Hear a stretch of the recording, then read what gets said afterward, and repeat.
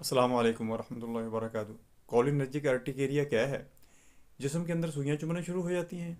धूप के अंदर जब मरीज़ निकलता है या कोई काम करता है, जब जिस्म थोड़ा सा गर्म होता है तो उस वक़्त उसको इचिंग होनी शुरू हो जाती है, जिस्म के अंदर सुइयां चुभना शुरू हो जाती हैं। लोग इसको हल्का लेते हैं, लाइट लेते हैं, लेकिन ये हल्की बीमारी नहीं होती, क्योंकि इसका इंडोक्राइन के साथ ताल्लुक़ होता है। जो हमारी स्किन के अंदर छोटे छोटे गुदूद होते हैं, उनके मसाम बंद हो जाते हैं।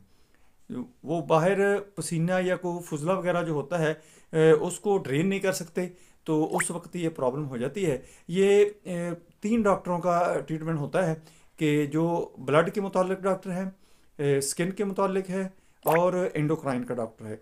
अगर ये तीनों का बोर्ड बैठेगा तो सजेस्ट करेगा मरीज़ को। अगर कोई आम बंदा इसके ऊपर रिसर्च जिसने की है, तो वो इसको कर सकता है, लेकिन ये डीपली इलाज होता है, थोड़ा सा लंबा होता है। इसलिए इसका सब्र आज़मा है।